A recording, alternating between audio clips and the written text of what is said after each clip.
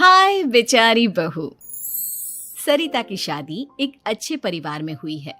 उसका पति रोहन उसे बहुत प्यार करता है। घर में उसकी सास शांति और ननद मीनाक्षी भी है, जो सरिता के किसी काम में दखल अंदाजी नहीं करती।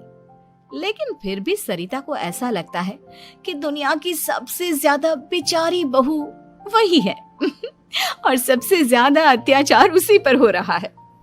माँ जी, ये लीजिए आपकी चाय। अरे बहू, तूने इतनी ज्यादा चीनी क्यों डाल दी चाय में? हाय हाय माँ जी, मैंने तो उतनी ही मीठी बनाई है जितनी मीठी आपको पसंद है। माँ जी, आपको तो मेरे हाथ की चाय अच्छी ही नहीं लगती। जब देखो कुछ न कुछ कमी निकाल ही देती हो। अरे बहू, तू एक बात के पीछे ही पड़ जाती है। मैंने ऐसा कब कहा कि तू रोज चाय खराब बनाती है? सरिता अपने कमरे में चली जाती है और फोन उठाकर अपनी माँ से बात करती है। हेलो माँ, कैसी हो आप? क्या कर रही हो? मैं तो ठीक हूँ, पर तू बता, तेरा मूड कैसा है? तेरी आवाज से लग रहा है कि कुछ तो हुआ है तेरे ससुराल में। अरे क्या बताऊँ माँ, यहाँ तो हर समय मेरे साथ बहुत बुरा व्यवहार होता है। मैंने अपनी सास के लिए इतनी अच्छी चाय बनाई, लेकिन मेरी सास चाय पीते ही मुझे 4 बातें सुना दी। बेटी, तू इतनी छोटी छोटी बातों पर ध्यान ही क्यों देती हो? तुम्हारी सास ने कुछ बोल भी दिया तो क्या हो गया, वो बड़ी है ना तुझसे। माँ ने इतना समझाया, लेकिन इस बात का सरिता पर कोई असर नहीं हुआ। अपनी बेचारी बहू की छवि वो बदलना ही नहीं चाहती। अगली सुबह सब नाश्ते के टेबल पर बैठकर नाश्ता कर रहे थे, तभी सरिता ने अपने पति से कहा, सुनिए जी, मुझे ना आज बाजार से कुछ सामान लेकर आना है। आज आप ऑफिस से आने के बाद मुझे लेकर चलना ना। भाभी, मुझे भी कुछ किताबें खरीदनी है। आप दोनों जा ही रहे हो तो मेरी किताबें भी ले आना। लो, अभी तो बात ही की है बाजार जाने की, तो एक फरमाइश आ गई। माँ जी, आप भी बता दो कुछ, और हाँ, मोहल्ले वालों से भी बोल दो अगर वो कुछ मंगवाना चाहते हो तो।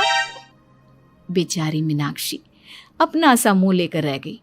ये सब देखकर रोहन से चुप नहीं रह गया और वो गुस्से में बोला, सरिता, क्या हो गया है तुम्हें? मीनाक्षी ने तो सिर्फ किताबों के लिए बोला है। तुम्हें मीनाक्षी से इस तरह से बात नहीं करनी चाहिए। माफी मांगो उससे अभी। क्या? मैं माफी मांगू? दिन भर आपके घर के काम करूं मैं, आपकी और आपके घर वालों की बातें सुनूं मैं, और अब माफी भी मैं मांगू? ऐसा कभी नहीं हो सकता। ये बोलकर सरिता वहां से चली जाती है। एक दिन उनकी पड़ोसन घर आती है। अरे सरिता, क्या कर रही है? और क्या करूंगी भाभी जी, बस घर का काम ही कर रही हूँ। आप बताओ कैसे आना हुआ? अरे मैं तो तुम्हारा हालचाल पूछने आई थी, लेकिन तुम तो बिजी लग रही हो। कोई बात नहीं, मैं बाद में आ जाऊंगी। और क्या करूं भाभी जी, जब से शादी होकर आई हूँ ना, बस काम ही कर रही हूँ। और इस घर में ना कोई मेरी कदर नहीं करता। पति है जो बस घर से ऑफिस, ऑफिस से घर। ननद को तो कॉलेज से फुर्सत नहीं। बची सास तो उनका सारा समय मेरी गलतियां निकालने में लग जाता है। अरे ये क्या कह रही हो सरिता? तुम्हारी सास तो पूरे मोहल्ले में तुम्हारी तारीफ करती फिरती है कि तुम बहुत अच्छी हो, पूरा घर तुम्ही ने संभाल रखा है। हाँ तो क्या हुआ, इसमें गलत क्या कहती है? सच्ची तो कहती है। मेरी मर्जी के बिना इस घर का पत्ता भी नहीं हिलता। शाम को जब रोहन घर आया तो उसने सबसे कहा, कल हम सबको मौसी जी के घर जाना है। उनकी बेटी की शादी है। सब अपनी अपनी पैकिंग कर लो, सुबह होते ही निकल जाएंगे। और सरिता, तुम कान खोलकर सुन लो, वहां जाकर किसी की बुराई भलाई शुरू मत कर देना, नहीं तो मुझसे बुरा कोई नहीं होगा। हाय हाय जी, आप तो ऐसे कह रहे हो जैसे मैं सुबह शाम सबकी बुराई करती फिरती हूँ।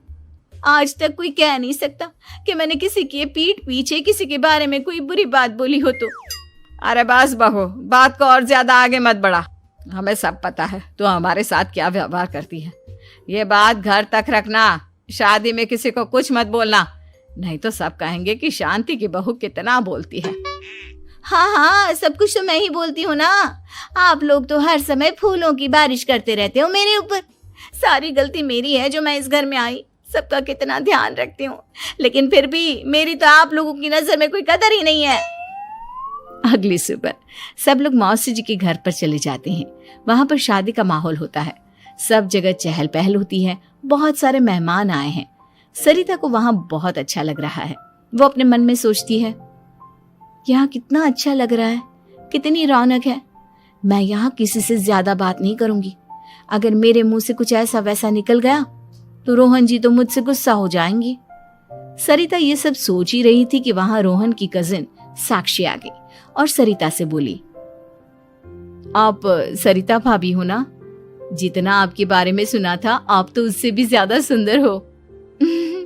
हाँ वो तो है, मेरी सुंदरता की तारीफ सब करते हैं। मेरे मायके में तो सब यही बोलते हैं कि रोहन जी की किस्मत बहुत अच्छी है जिन्हें मैं मिली। लेकिन आप कौन है? मैंने आपको पहचाना नहीं। मैं रोहन भैया की कजिन हूँ। आपकी शादी पर नहीं आ पाई थी ना, इसलिए आप मुझसे मिली नहीं कभी। शांति मौसी और मीनाक्षी आपकी बहुत तारीफ करते हैं। क्या कहा तुमने? मेरी तारीफ? कभी नहीं। मेरे ससुराल वाले कभी मेरी तारीफ कर ही नहीं सकते। मैं इतनी अच्छी हूँ, मेहनती हूँ, लेकिन उन्हें तो मेरी कदर ही नहीं। सारा दिन घर का काम करती हूँ, फिर भी मेरी सास ना मुझे सुनाती रहती है और पति भी मेरी सास की साइड लेते हैं। ना कभी बाहर ले जाते हैं ना कहीं घुमाने। अगर घुमाने के लिए कभी बोल भी देना तो उनकी बहन बीच में आ जाती है। मैं कैसे रह रही हूँ उस घर में ये मैं ही जानती हूँ। सरिता की ये बातें सुनकर साक्षी को बड़ी हैरानी हुई। अब वो हर किसी के सामने अपनी बढ़ाई और ससुराल वालों की बुराई करने लगी। रोहन और शांति को सरिता पर बहुत गुस्सा आया, लेकिन वो चुप रहे। अगले दिन जब वो अपने घर पर आए, सरिता, तुमने क्यों सबके सामने मेरी इज्जत का तमाशा बनाया? तुमसे बोला था ना कि चुप रहना। अजी ऐसा भी क्या कह दिया मैंने जो इतना भड़क रहे हो? तुम जहां जाती हो अपना रोना शुरू कर देती हो, कभी किसी दूसरे की बात ही नहीं सुनती, बस अपनी कहती रहती हो। तुमने सबके सामने हमारा तमाशा बनाकर रख दिया है। हे भगवान, मुझे अपने पास बुला ले। जिस घर में मेरी कदर ही नहीं उस घर में मेरा क्या काम? अरे क्या करूंगी मैं यहाँ रहकर? जो भी आता है मुझे सुनाकर चला जाता है। मैं तो किसी से कुछ नहीं कहती। सीधी सादी बहू मिल गई है ना सबको, तो जो जी में आए वो करो। सरिता ने अपने आगे किसी को कुछ बोलने ही नहीं दिया और उस दिन भी उसने सबके सामने खुद को बेचारी बना ही दिया। अगले दिन मीनाक्षी कॉलेज के लिए लेट हो रही थी, इसलिए वो हर काम जल्दी जल्दी कर रही थी। अपना नाश्ता लेने किचन में गई और पतीले में रखे गरम दूध को गिलास में डालने लगी। दूध का पतीला उसके हाथ से छूट गया और गरम गरम दूध उसके हाथ पर गिर गया। ओए माँ, हाय मेरा हाथ, माँ मेरा हाथ जल गया। मीनाक्षी की आवाज सुनकर सरिता दौड़ती हुई आई। ये क्या किया तुमने? तुम्हें नाश्ता चाहिए था तो मुझसे बोल देती, मैं क्या मना कर देती? अब पता नहीं कितने दिन की मुसीबत पाल ली तुमने। सरिता मीनाक्षी को उसके कमरे में ले गई और उसका बहुत ख्याल रखा। उसका इस तरह से ख्याल रखना शांति और रोहन को थोड़ा अजीब लगा। माँ, सरिता के दिमाग का भी कुछ पता नहीं।